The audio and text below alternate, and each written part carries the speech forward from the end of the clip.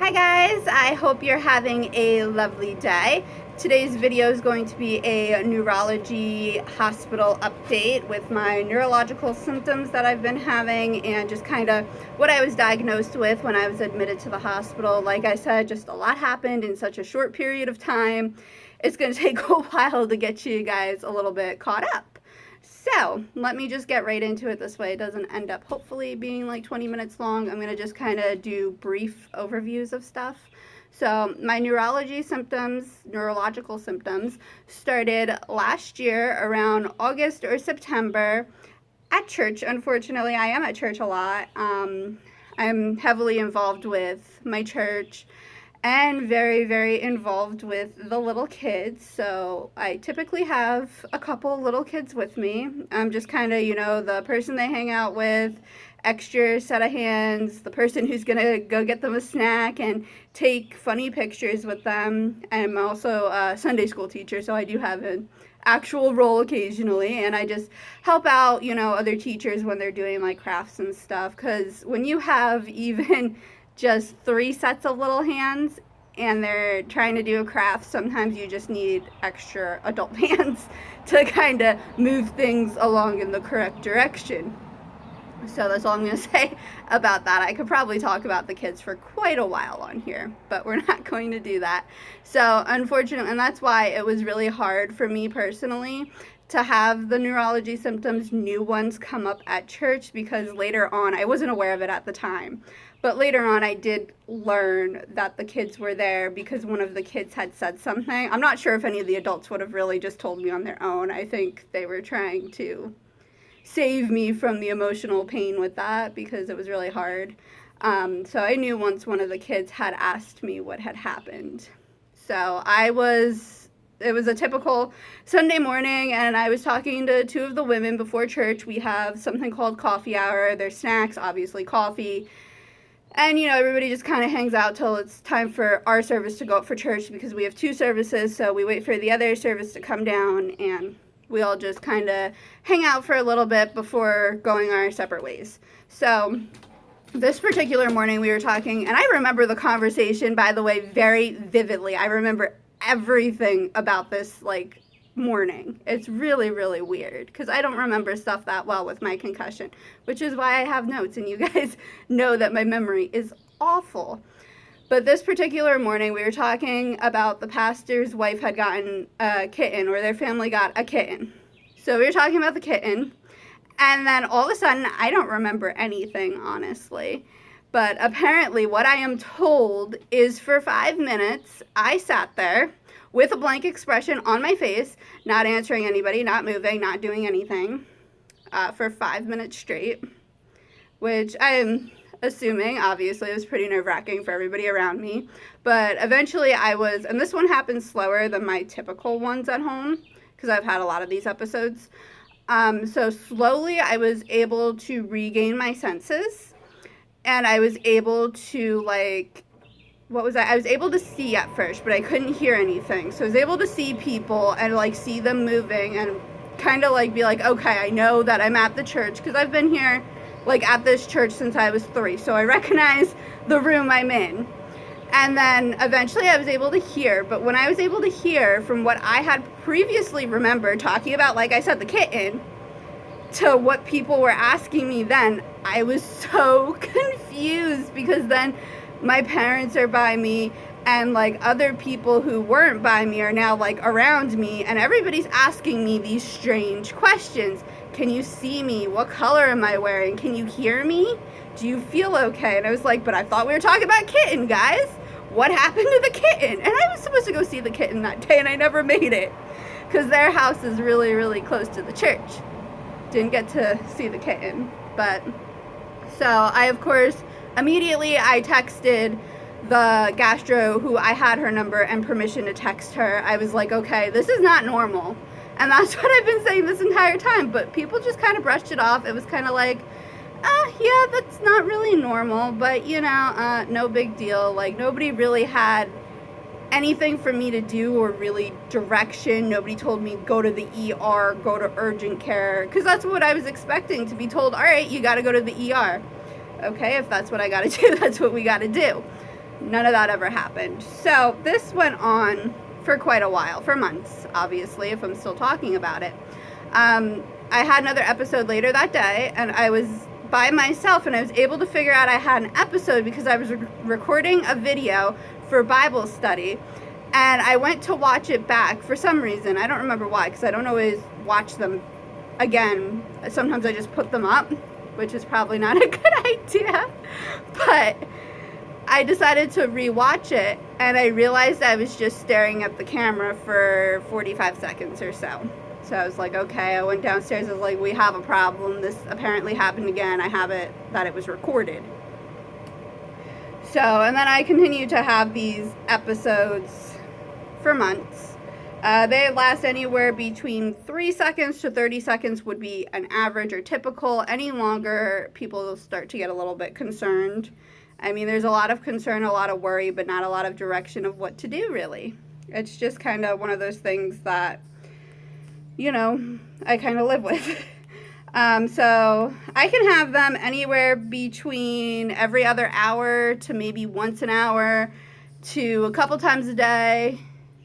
My dog is just rolling around on, like, the sidewalk portion, like the walkway in front of my house. It's not really a sidewalk, that's a lie, but, or I can go a day or two without having them, and then they'll come back.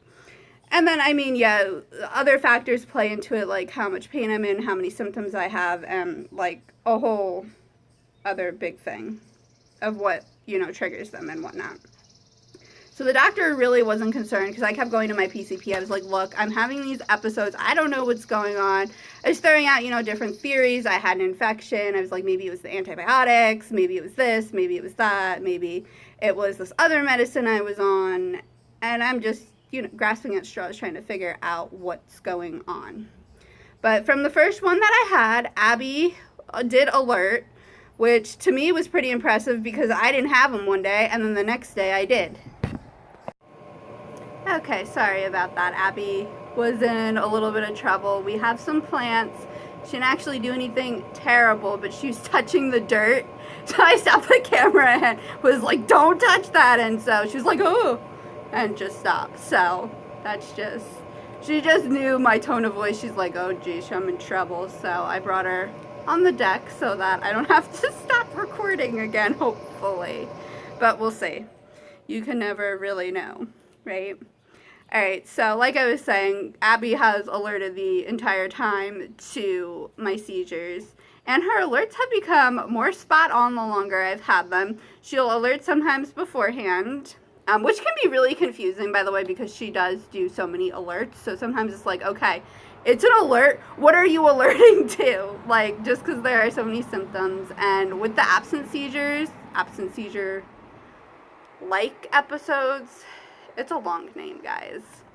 I don't have any warning that they're coming, period. So they just kind of come on like that. So when she's alerting to those specifically, I have not a clue what the heck she's alerting to be perfectly honest. But she's very, very persistent, which I do appreciate. If somebody is not listening to her, she's going to get obnoxious. She will get in your face, I hear. I don't actually see any of this, so I don't actually know it, like, firsthand. I'm just told. So, which is just how these episodes, because I'm not, like, consciously, I look conscious, but I'm not there mentally at all. I don't know where I am, but I'm not there or here when they happen. So, but she gets really persistent, and she will bark, and she'll just get louder and louder and louder till somebody responds to her, basically. And now she's gotten to the point is sometimes, you know, my family has obviously a life and stuff to do, like all people. Nobody can be with me, obviously, 24/7. So when we are home alone, or even when somebody is just not in my room, because people don't just live in my room, that's a little weird, you know, like to just follow somebody around 24/7, that would probably get to the point that it would become annoying eventually. I'm just saying. It sounds like fun until you're in the situation, and then every 5 seconds, like, somebody's behind you. It's just annoying. So nobody can be with another person, my point is, 24/7. So I have Abby, and now when we're alone, she's gotten to the point that she's learning, I guess maybe, that we are alone. I don't know, like, if she goes, like, to check for help first. Like, I don't know specifically what she does. And I'm sorry if you're trying to learn how to teach this. I am not the person to go to if you're trying to teach your dog how to alert, especially with seizures. Please go find somebody else to teach you. This is all done 100% natural, and I would not want to be responsible for telling somebody the wrong way to do this, to be perfectly honest. So I don't know if she checks for help first, or if she just knows we're in my room and, you know, she remembers, like, nobody else is in the house. Like, I don't know how this all works. But she comes up to me now, and she will start nudging me. She'll whine, she'll bark, and she will keep doing whatever she needs to until I come out of it or come around, is the terms that people typically use with this. So after a few months, I kept telling my PCP, you know, this is not normal. We need to do something. This is kind of ruining my life. I used to be able to go for a walk up the road. I'm not allowed anymore because it's dangerous. Because if I have one of these seizure-like activity episodes on the main road, I am likely to get hit by a car. It is not safe. So I'm like, you know, any little independence that I had, I don't anymore. And it's not okay to keep doing this. And then, you know, I have fallen a couple times. You don't want to have, obviously, repetitive falls, because I've gone through that. I've gone through falling every week, and it's not fun. It's really hard. So she really wasn't super concerned, but told me to go see Neurology, who I waited 3 long months to get into, only to see a little bit of a quacky doctor who really just didn't take me serious. Yeah, like, she listened to me tell her stuff and about all my diseases and stuff, but I just felt like she wasn't really listening to me. I don't know what she was thinking about, but she was not, like, engaged in a conversation when even I had both my parents there, because my mom had broken her wrist and couldn't drive, so we usually just go. But I had both my parents, and they're kind of like, okay, when she has one of these episodes at home, what should we be doing? Is it okay, like, how we're handling it? This is what we do right now. Is this correct? Should we do something else? No response, period. Which, okay, I get it, first appointment, you give the doctor a little bit of grace, whatever, I'm complicated, I get it. So I stuck with her for a little bit of time, a couple weeks, you know, but then MRI department kept calling me because she ordered tests and she did not order it correctly, and they're trying to get a hold of the office. The office refuses to return their phone calls. This went on for a month every day. MRI is calling. We need to confirm the codes. The wrong codes are written down. Nobody will call them back. They got to the point, they're like, we're sorry, you need this MRI done, but they're not calling us back, and we cannot keep doing this every day because it's time consuming and we have all these other patients, which I don't expect anybody to call every day. Like, that is a little bit ridiculous. She wasn't returning my phone calls. When I sent her an email in the portal, I was told I didn't need a response. I didn't want an answer to my questions. And obviously, I wasn't too thrilled with that because I really value with my doctors communication, and to not have it makes it really hard. And I've noticed being with new doctors who do communicate, it makes such a big difference in my stress levels and anxiety. I did not know that I had so much doctor-induced anxiety. It's a little ridiculous now that I think about it, and I'm out of the situation with neglectful doctors who would always yell at me. And to have doctors who take me serious, I really see a difference with my anxiety. So I was waiting for the longest time to get in to see a new neurologist. In the meantime, of course, it's my body. We can't be simple. Why would we? That would be really easy. Then they don't need to pull out the textbook. We want to make sure everybody's awake here. So, of course, I end up with more symptoms. So I started with some numbness. Not a big deal, you know, you think you sat the wrong way or whatever, you lean the wrong way. Okay, not a big deal. Then I get muscle tightening, which I know I've mentioned on here before because it is something that, like, when it happens, I struggle so much with it. It's hard not to mention it, honestly, because I feel like it just kind of takes over literally everything. It's really, really hard. And at first when it happened, I've had low vitamin levels, so my instinct was, it's my potassium. We need to move fast. It's really low, and, you know, we just need to get the order. I need the potassium like yesterday, and we need to do an infusion. That was my train of thought. Except for after arguing, of course, because I always had to argue with my old PCP for about 2 weeks. I finally got the test ordered. The potassium was okay. So, of course, I'm a little bit confused, but I was like, okay, maybe it's linked to the seizure-like episodes. It's going to go away was my initial thought, which, of course, it never went away. But it is like a Charlie horse sensation. Like, that's how it starts off, is the pain, how I would describe it.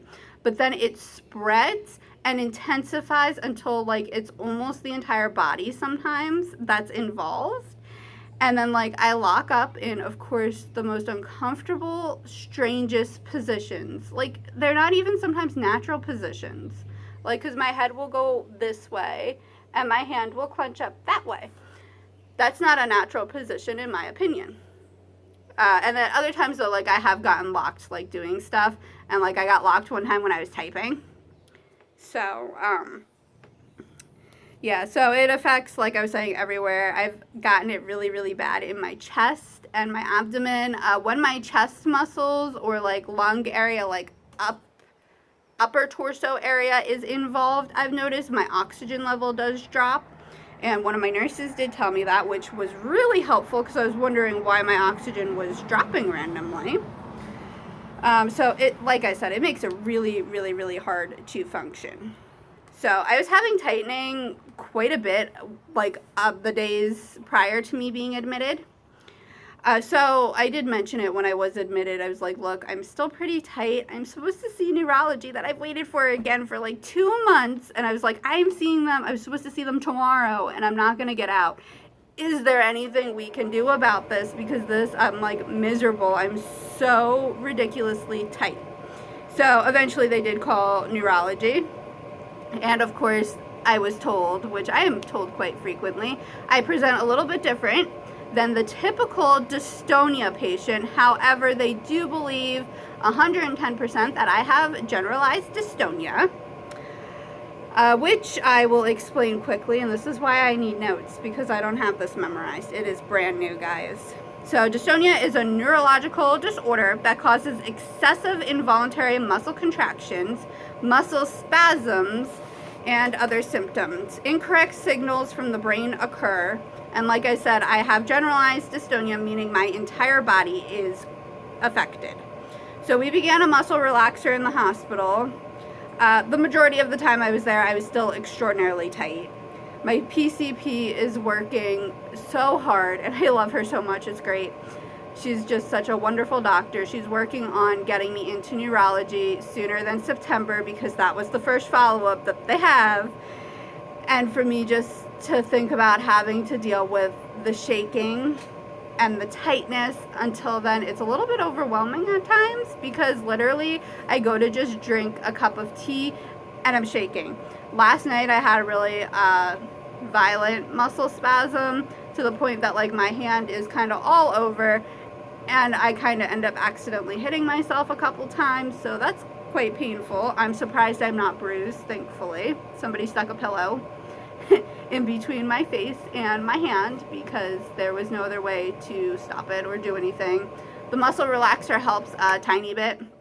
I would not say even 50%, maybe 15% improvement. But overall, I feel like since coming home from the hospital, it has gotten much, much worse. So that's definitely a hard thing. And I've locked up several times since being home. One of them was a little bit scary. And then back to the other episodes, which are the seizure-like episodes.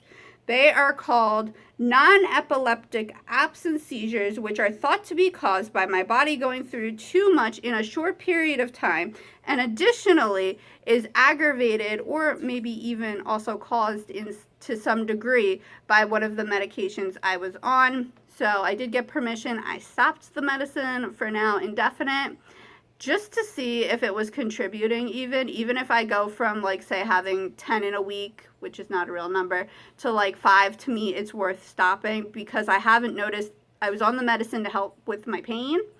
I don't notice a big difference in pain levels from stopping the medicine. So I really think it was a great move for me to stop that. So the great news is once I have stability with my health, hopefully soon, that those non-epileptic absent-like seizures will stop. You just don't say that 10 times fast either. All right, guys, that's it. I know it did go a little bit longer than I had anticipated. It's a little bit all over the place, but I feel like that's just the nature sometimes of health stuff, that it's not, linear. It's not like easy to follow and like all black and white and pretty, and it's just kind of all over and gray and messy. That's just how chronic illness works. So I hope somebody found something in here helpful, possibly. And I hope you enjoyed the video. Please subscribe and give it a thumbs up, maybe. Share. I hope you guys are having a fabulous day, and I will see you soon. Bye.